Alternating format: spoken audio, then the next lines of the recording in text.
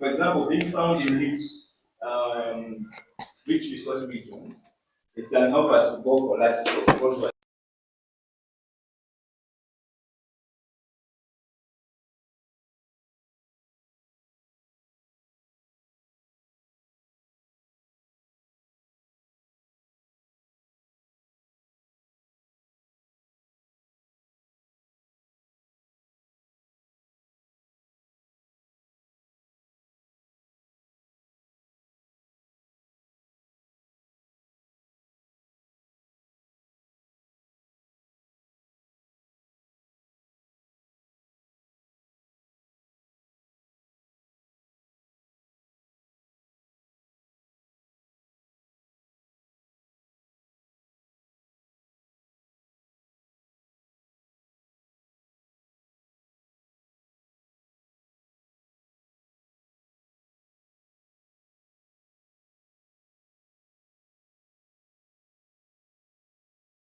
that will influence an organization's choice of scale of production.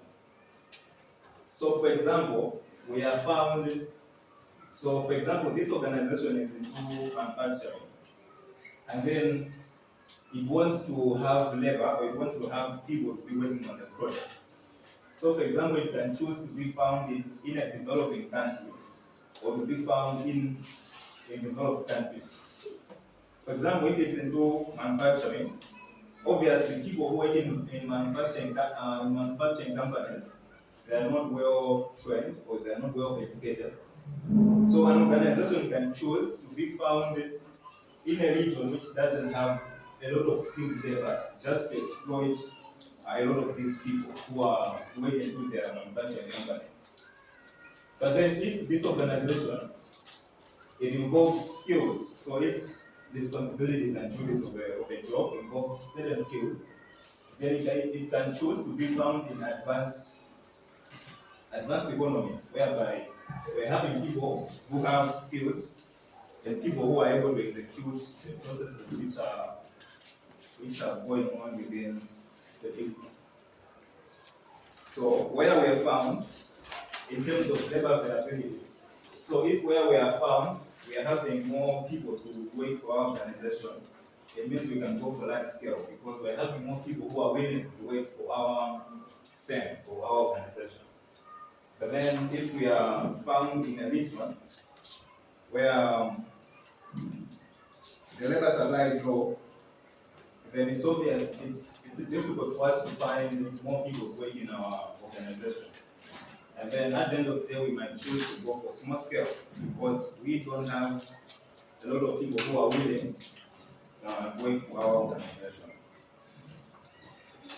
So yes, questions so far on this part. Okay, so it's labor availability. So if the employees are available, and also the cost that are associated with employing these employees. So we can have labor, we can have people who are available, but for us to employ these people, they want more charges, so they want more salaries. So if these people they need more salaries, then it can also hinder our scale of production, even though the labor is available. So if the employees are available, but then they want more from us, then it's also hindering the scale of production. So based on the availability and then the cost of these people, an organization can choose to go for small scale production, and then an organization can also choose to go for large scale or medium scale production. So any question before we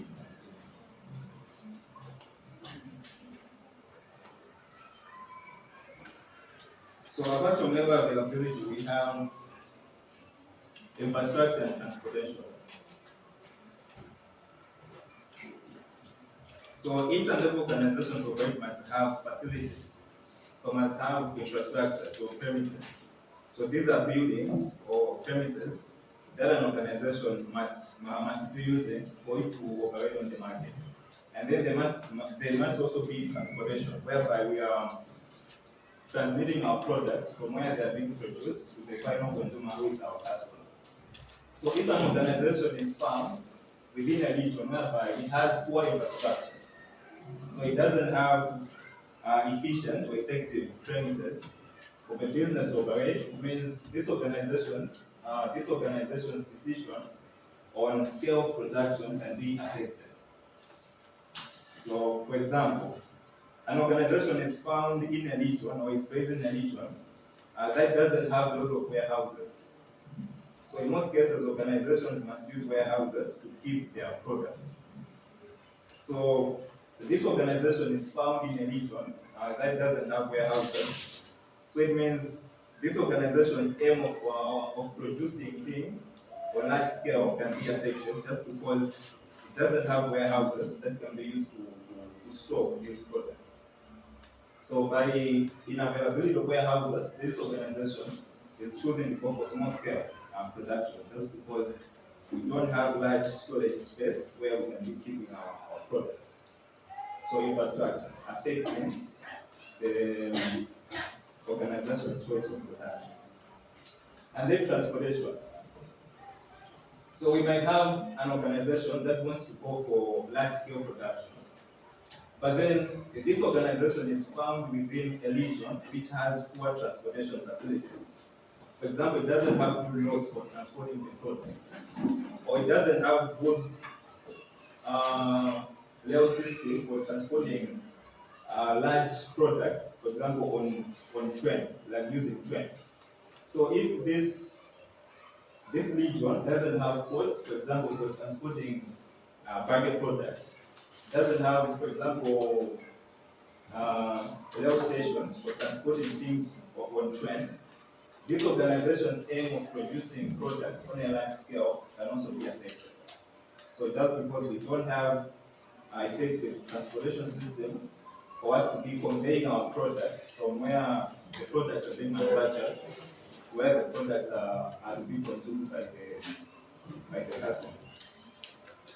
So it means infrastructure and transportation as one of the factors, as one of the location factors that is influencing our organization's choice of scale of production.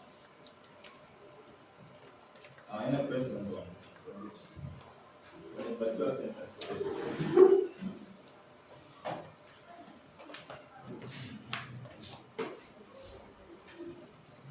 So guys, any questions on infrastructure and transportation?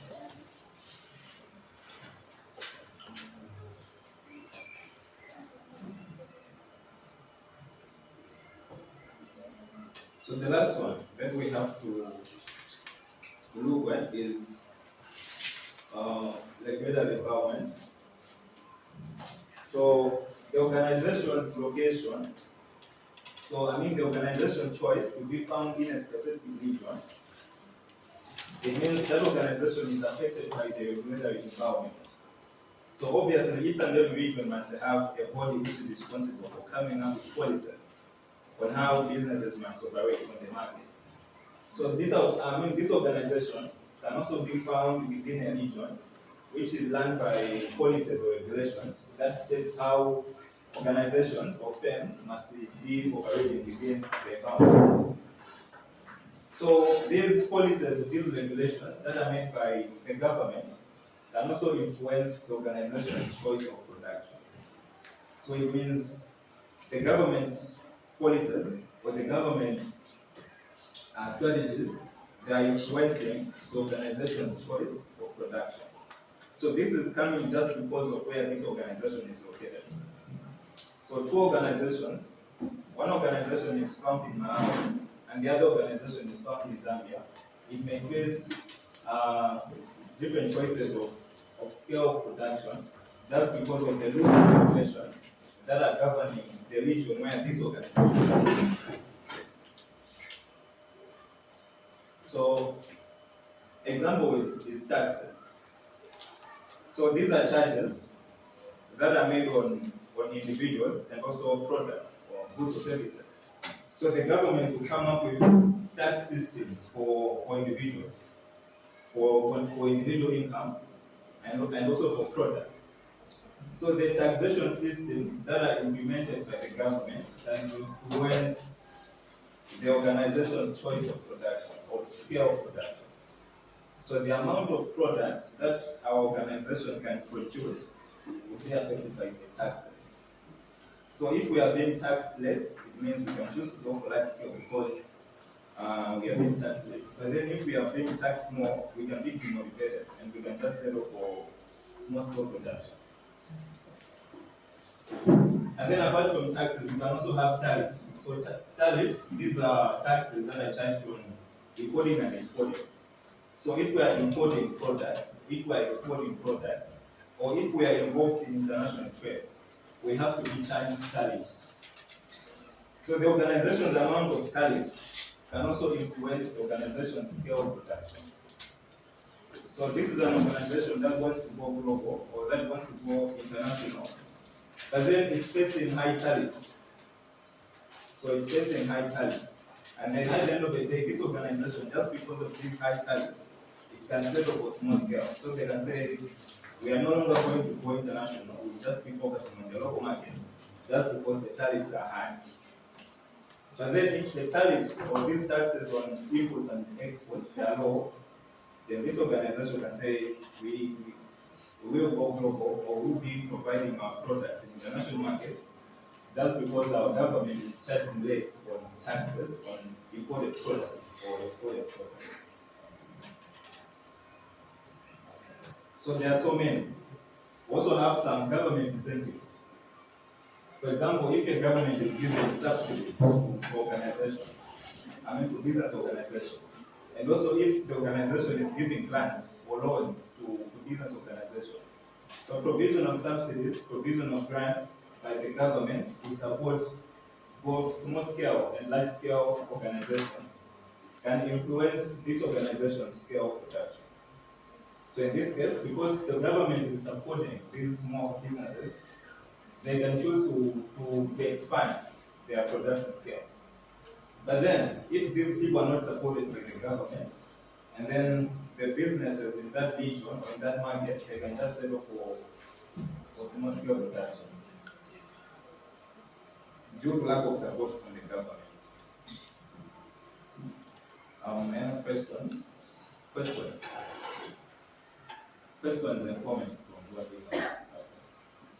Okay, can you, on the factors, not location, but factors, the economies of scale, can you explain that? Economies of scale. Yes, on the factors. So the last week.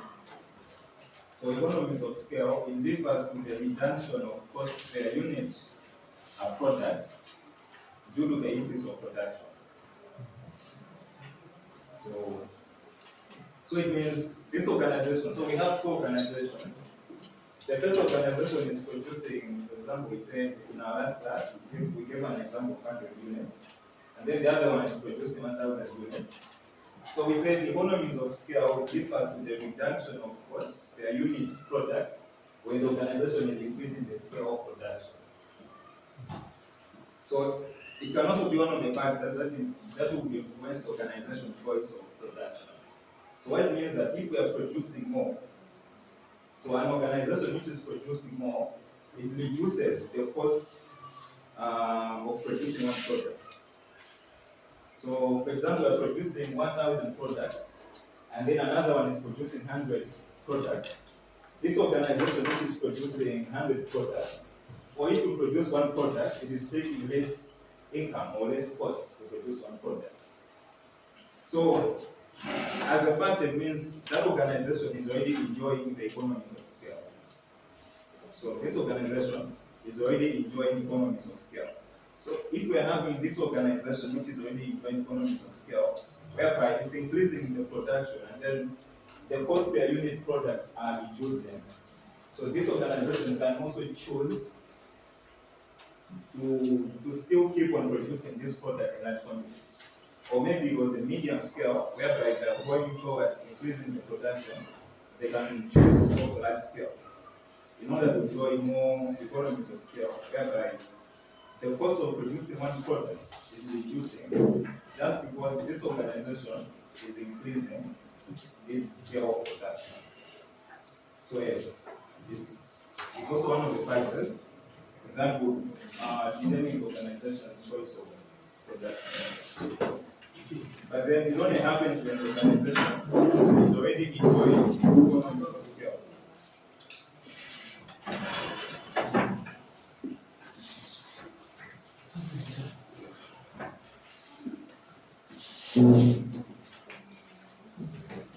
So the other one is access to technology.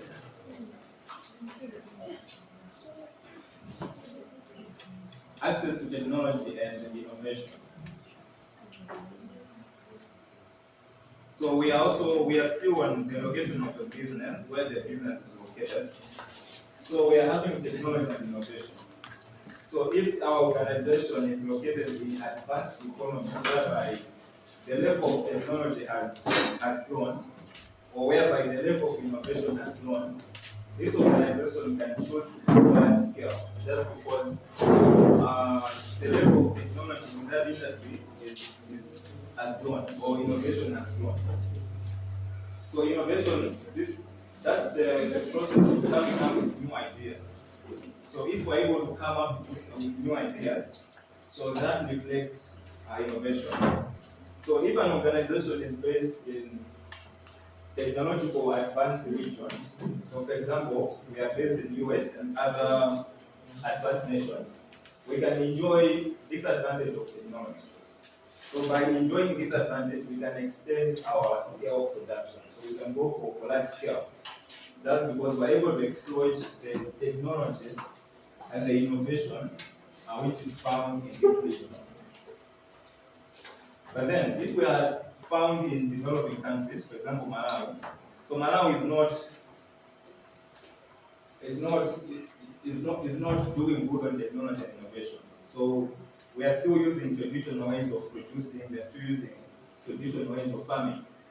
So because of all this, if an organization is based in that region, in that developing country, like Malawi, so it can choose to go for small scale. That's because this organization is not able to have access to these technological gadgets or equipment or innovation that will increase the organization's efficiency and also productivity. So at the end of the day, it means organization's choice of production would be influenced by the level of advancement in terms of technology or innovation in that particular region. So it means technology or innovation as one of the location factors that influence the organization's choice of scale production.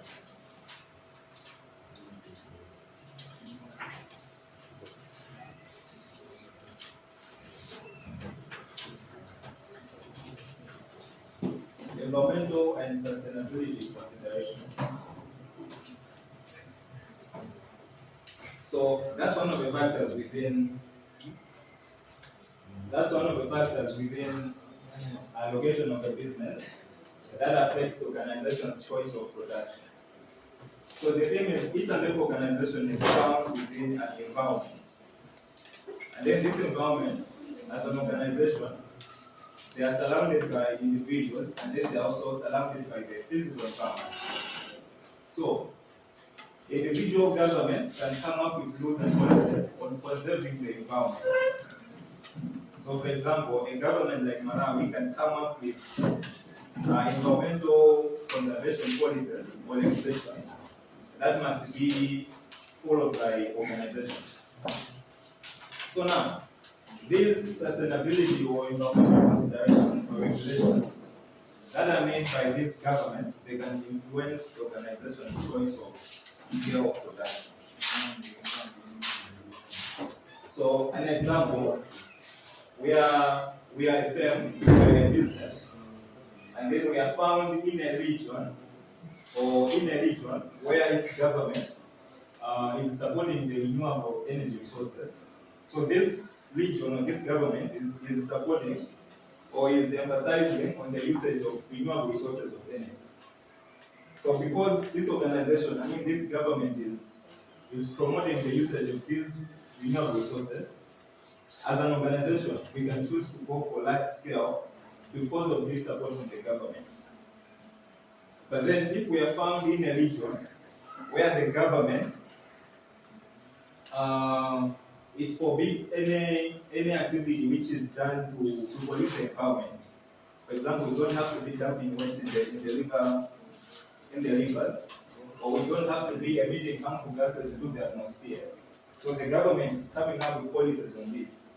So at the end of the day, these policies, they will affect the organization's scale of production. And then at the end of the day, just because of these policies,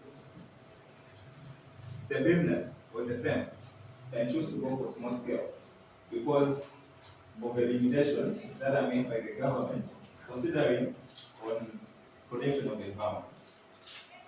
So these government policies on sustainability and conservation of the environment, it means they are affecting the organization's choice of production.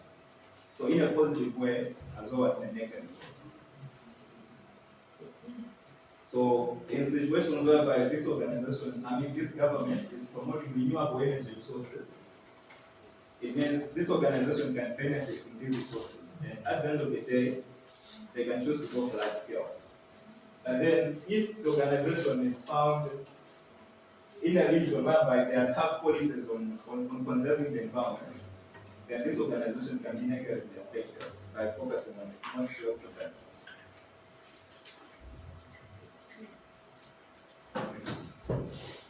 So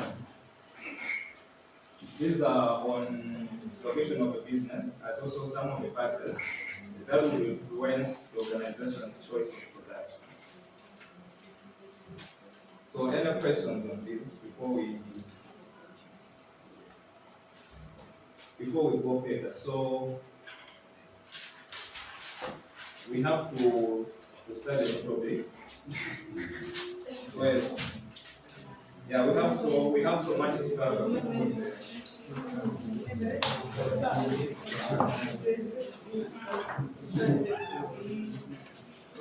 This one.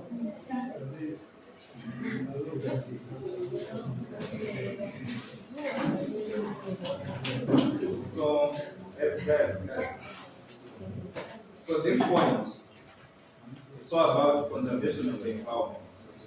So where the business is located, it can be faced with government factors for the protection of the environment.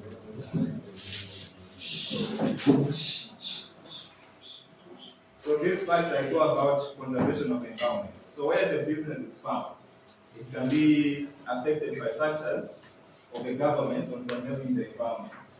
So for example, we are based in Malawi, and then the government of Malawi has put in place laws on conserving the environment. So they are stating what organizations must do and what organization must not do in order to conserve the environment.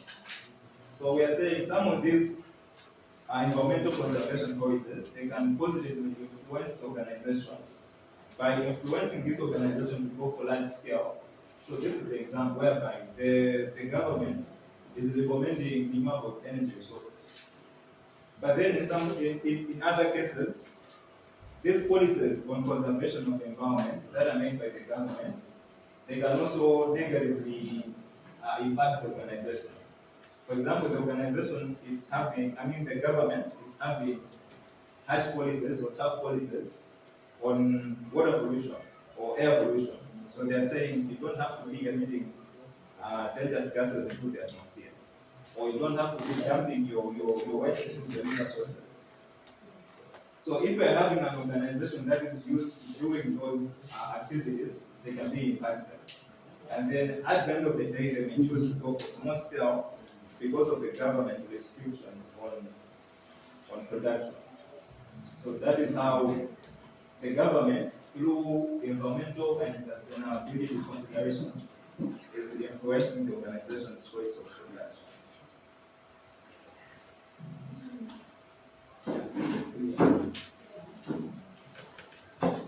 So this is chapter 4. So yes, we are done with chapter 5. So we are going to chapter 6. Sir, Yes. so why is this one environmental sustainability and consideration different from the legal environment?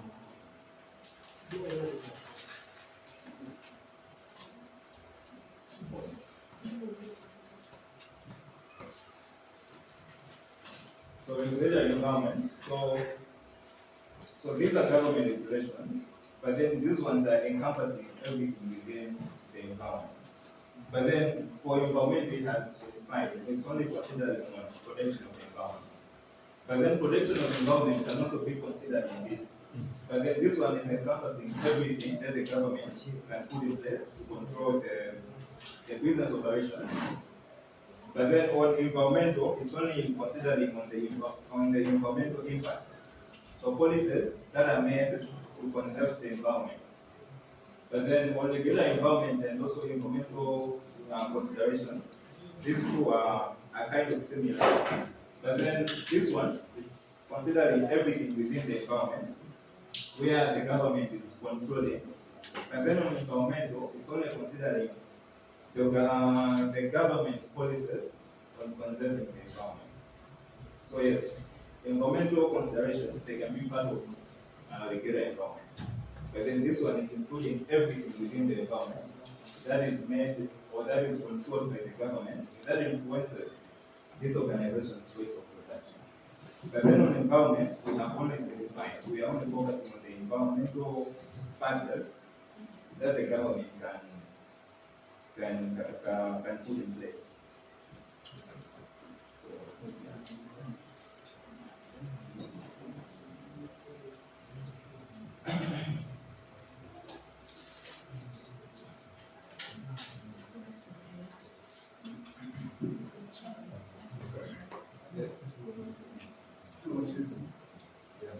About the environmental and sustainability, we have said business can come and do small scale production, use and process. So maybe the more regulation the government impose business, they can impose the business into the small scale production. so you are on environmental. So, yes, so we are saying, so on environmental factors, it's the impact of the government on conserving the environment and how it affects the organization. So guys, right. So on this one, we are saying the impact of the government's policies on conserving the environment and how they affect the business organization. So as you are saying, so the number of policies on conserving the environment, they can also affect, they can negatively affect the business. So if the government is having more policies on conserving the environment, some of these policies, they can hinder the organization's performance. So as I have already said, these policies that are made by the government on conserving the environment, they can have positive impacts and negative impacts. But then the majority of these policies, they have a negative impact. Because the government says we shouldn't be using these products, and then at the end of the day, the businesses, they are affected. And then they are choosing to go for small scale, to be producing in small quantities, just because of the regulations that are made by the government on protecting or conserving the environment. Is it clear?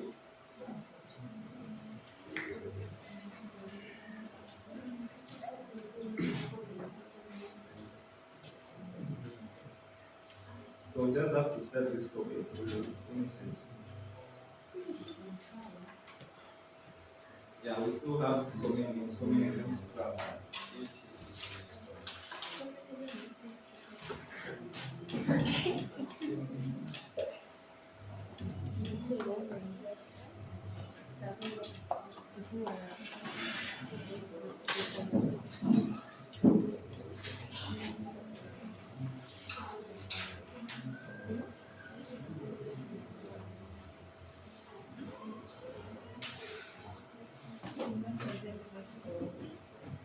So this is our sixth story. So it's called Quality and Stroke Levels in Production. Quality and stroke levels in production. So we are coming from a topic which is called scale of production, which is the amount of products that consumers, that organizations have to produce. So organizations have to make sure that they are controlling quality within the production system. So whenever we are producing a product, we have to make sure that we are meeting the quality requirements or the quality specification of that product.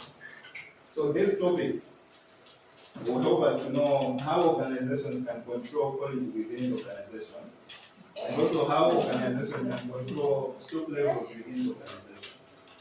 So the way stock levels, it's also called inventory levels. So these are the products or the work in progress or the finished products that the organization has in its warehouses or factories. So this topic will help us to know how organizations can control both quality and also stock levels within the organization.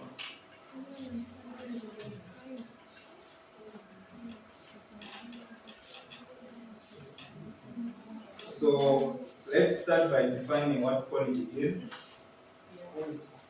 So by quality we mean the degree to which a product or service meets or exceeds customer expectation. So the degree to which a product or a service meets or exceeds customers' expectation.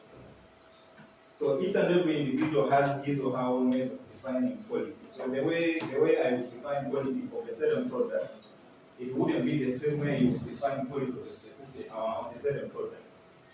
So if you are able to be satisfied from that product, then it means that's how you are defining quality. Or if that product is able to meet your needs or your wants, then it means that product is of large quality to you. So an example of this would be, for example, a phone. So the way a person, two people would define the quality of a phone would be different. So for someone, a phone which is of high quality must have, for example, it must have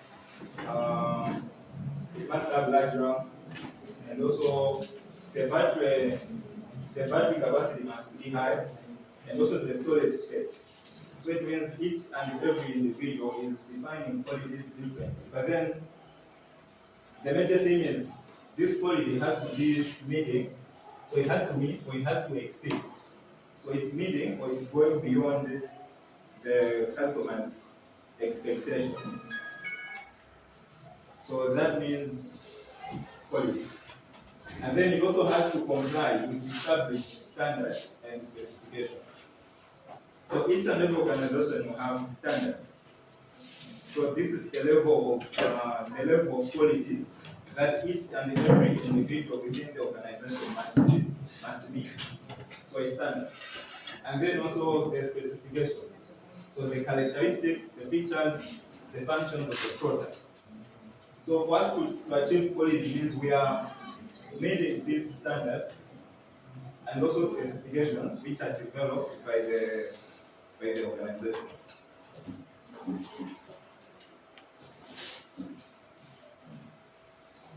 So in quality management, so we have the major components in quality management. So whenever we want to manage quality within the organization, we have some key components that we have to consider as an organization or an individual. So product specification is one of the key elements or key components that we have to consider in order for our organization to effectively manage quality within the organization. So by definition, it's just a document that is outlining the requirements of the product. For example, product characteristics, product requirements, and also function. So that is what we call a product specification. So for example, on product specification, it's a document. So,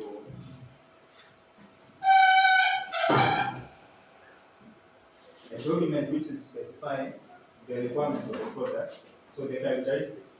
So for example, our company wants to produce a laptop, and then we want to come up with a product specification. So we have to come up with a general outline of the requirements of the product.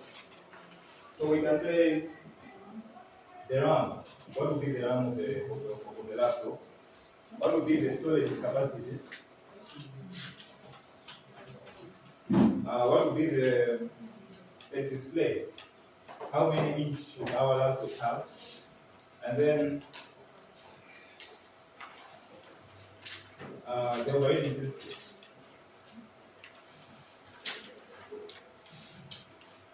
And then also the size of the laptop.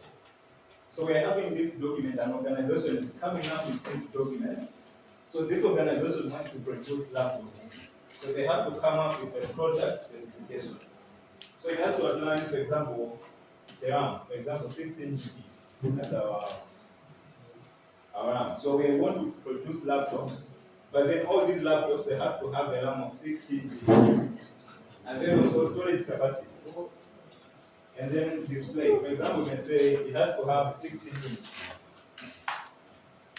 Operating system, we can choose, for example, Windows 10. So, and then also size.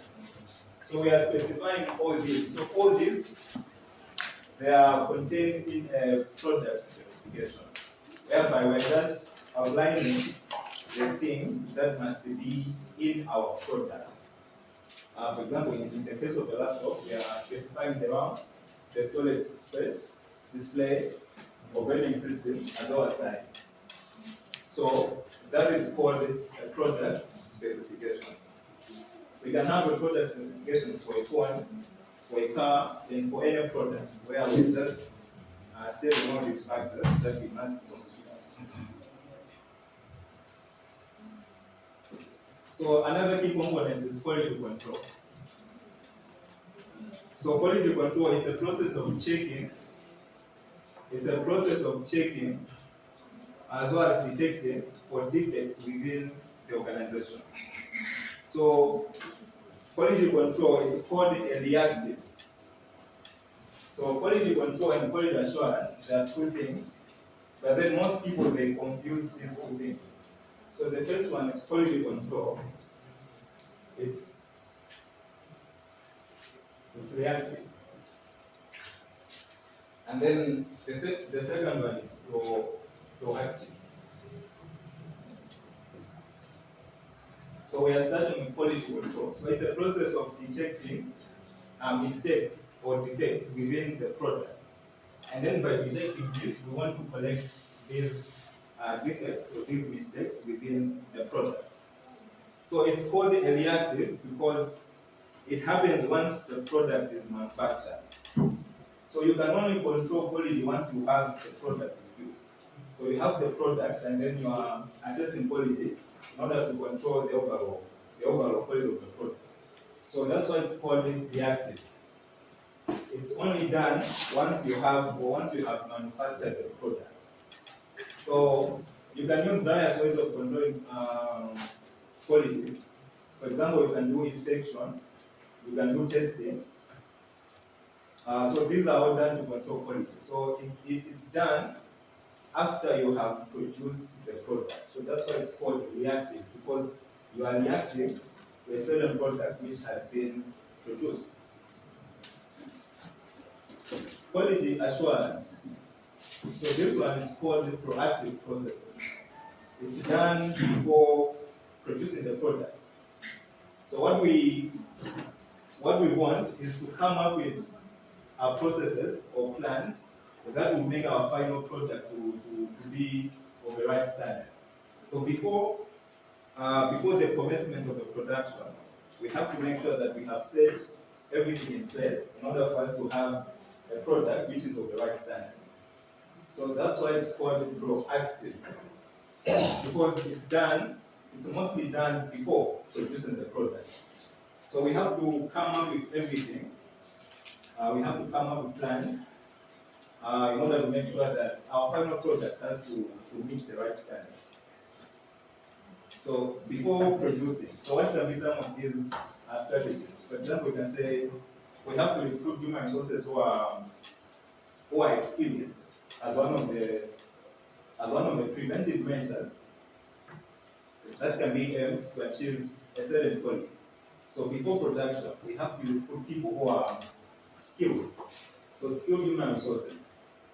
And then also before production, we have to purchase our raw materials from people who offer quality raw materials with an aim of coming up with a product which is of high quality.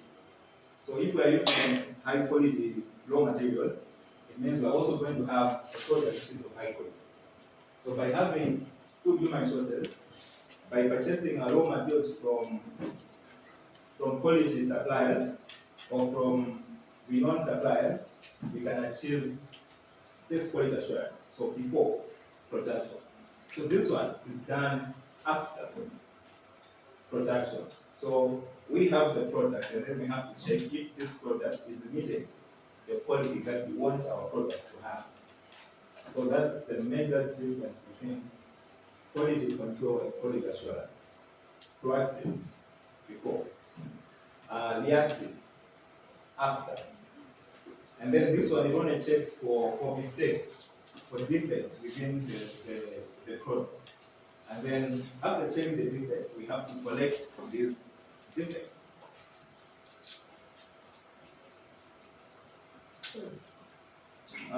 So apart from these three, organizations can also be, another one is called continuous improvement.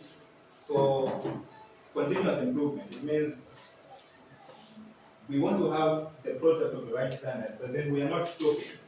So we are not saying we have finished doing our quality control, but then these efforts of ensuring that we must have products that are high quality, they are ongoing. So they are not stopping. So it's not that we have finished, that our product is of good quality, and then we have finished, but then we are still coming up with, for example, plans, policies, or strategies in order to continue improving this quality within our organization. So if we have the quality control manager, it means this person is not having time to rest. So each and every day he's coming up with new ways on how he can improve the product. So we are not settling for it, for less. So we are doing whatever we can as an organization in order to find ways of improving the quality of our product. So that is called continuous improvement, whereby we don't have to stop. We still have to go on in order to have a product which is of good quality.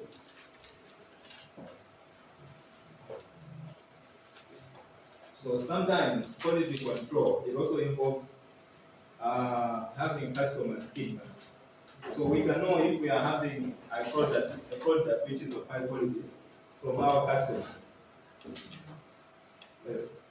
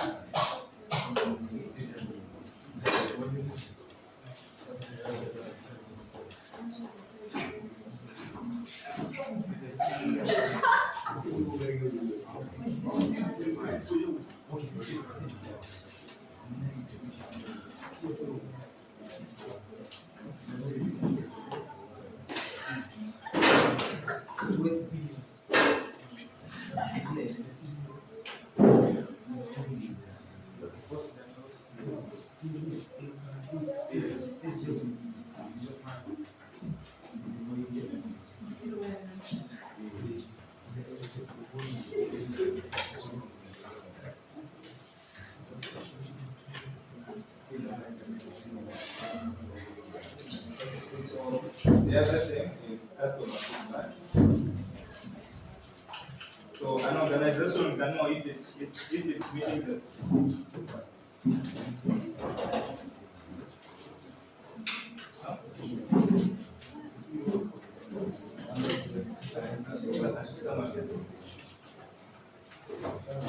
so continuous improvement. So on this one, this organization is having these improvements for in order to have a product which is of high quality. But then these improvements they shouldn't stop. So organization should continue doing these improvements. So that's why it's called continuous improvement. So they are ongoing, so they don't stop.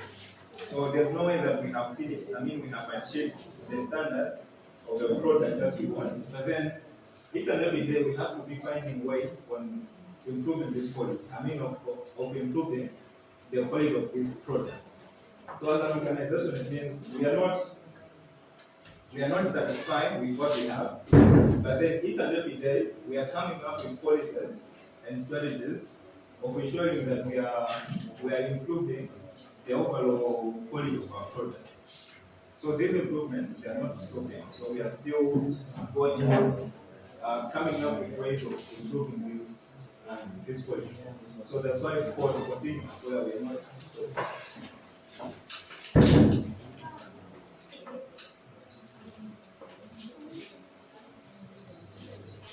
So another key element in quality control is customer feedback. So customers, we say these are the most important stakeholders of an organization because they purchase the products that are being offered by the organization. So without customers, it means an organization can cease to function. So an organization without customers then means it's not an organization. So listening to customers' feedback on the product's quality can be one of the ways of enhancing the overall quality of the product. So, as an organization, we have to make sure that we are meeting the customer's feedback. So we are having this feedback, and then we are using this feedback to create a product that satisfies our customers. So by understanding what customers want as an organization, it can help us to design a product that meets the specification of our customers. So that's what customer feedback.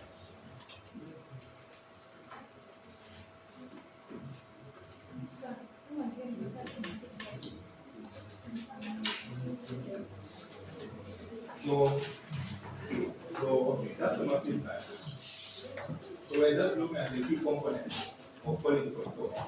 So the key components that are involved in quality control. So one of the components we say customers feedback. So organizations should be listening to what customers are saying. So for example, we have a product or we are supplying a product, and then customers are saying this product is not of high quality, so we have to improve on this and on this. So as an organization, we have to listen to these feedbacks that are being given by our customers. So if customers are saying you have to improve on quality, you have to improve on color, you have to improve on quantity, as an organization, we have to respond by addressing these feedbacks that are being provided by the customers. So by addressing this feedback, it means this organization is doing what it can in order to improve the overall quality of this product. So if you are listening to what your customers are saying, it means you'll be able to come up with a high quality product. But then if you're not listening to what your customers are saying, it means there's no way you can come up with a product that will meet the customers' requirements or specification. So it becomes one of the components of quality control, whereby as an organization we have to be listening to what our customers, these people, they are saying they are the bosses for an organization. So without having a customer, it means we don't have a business. So we have to be listening. So we can use this example, for example, Unreal. So it means Unreal has to be listening to whatever students are saying. So if students want to have this, it means the management has to listen and has to provide that need. So when for example, the management is providing that need, it means this management is contributing to the overall quality of education which is being provided. So it means they are listening to what customers are saying within the organization. Is it clear? Yes.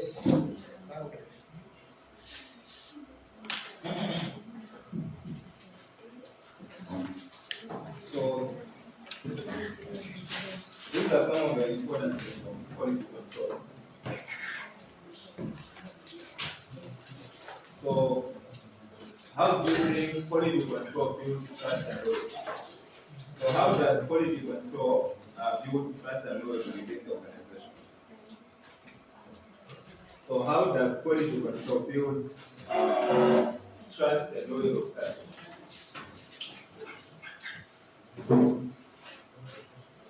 How does quality control build customers' trust and loyalty within the organization?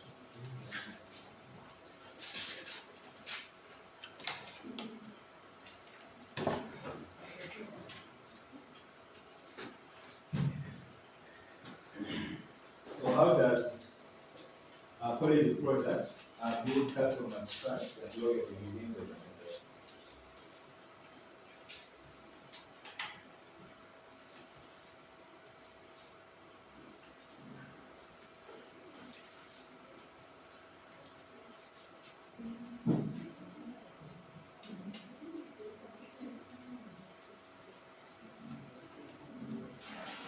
So guys, so how does this quality product build trust and loyalty?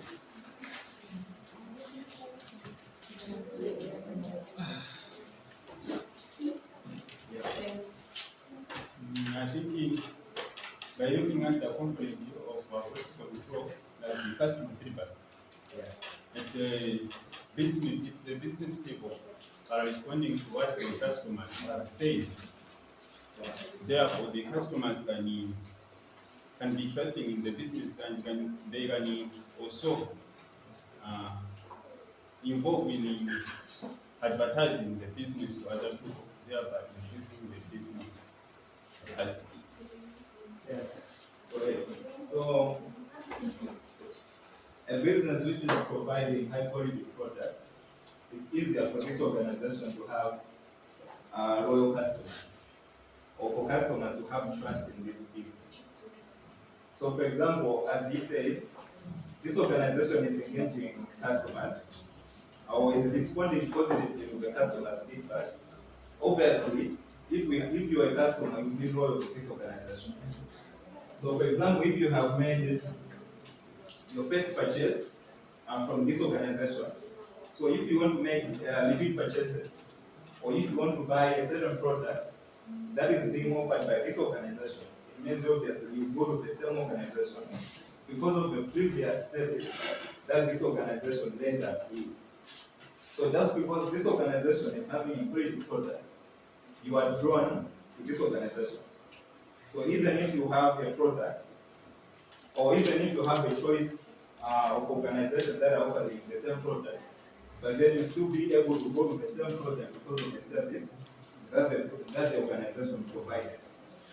So it means the overall quality of the product is influencing customers' trust. So people are having a lot of trust in the organization, and then it's also increasing the loyalty of the organization.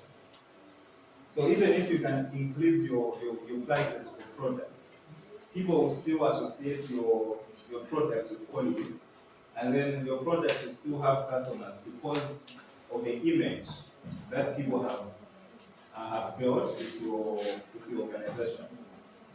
So it means quality products, they are facilitating customers' trust and loyalty. And then also, high quality products, they are also reducing the cost that are associated with defects or weight and customer complaints. So when you're having high quality products, it means we'll have few customer complaints. So we'll not have more customers who will be complaining of the products because we have produced a product that is of high quality. And then when we're having also a product that is of high quality, we'll have less defects. So we'll have less mistakes in the product. Just because we are using high quality human resources, and then also just because we are using high quality raw materials. So it means this product will have few defects that we'll have to correct. And then we might not have we might have little way to work on the product just because this product that we are providing is of high quality. So it means provision of products that are high quality, they are reducing one, the defects, so they need to work on the product, and also customers' complaints. So we are reducing all this just because of producing products that are high quality. So the other one is complying with the government's regulations. So one of the organizations is the Malawi Bureau of Standards. So the Malawi Bureau of Standards will set the standards for each and every product that we are producing. So the MBS, the Malawi Bureau of Standards, they will expect us to meet these standards. So failure to meet these standards means we are going to face the law, we are going to be punished. So for us to avoid this punishment, an organization which is meeting the standards of this, the quality standards, it can avoid this cause of being punished by the legal authorities. For example, the Malawi Bureau of Standards. If it is being found with providing products that are below the minimum requirements. So it means as an organization, if you are providing these products, you are able to avoid paying the penalties of not meeting the standards from the authorities within the government. So these are some of the importances of quality production.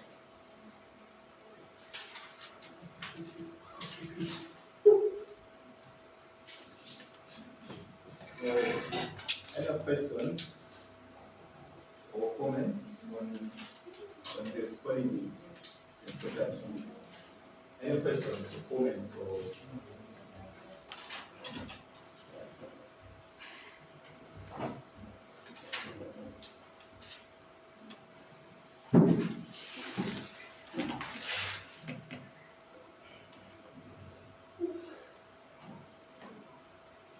So we are on achieving quality. So we want to look at some of the processes that our organization or that our firm can use in order to achieve quality.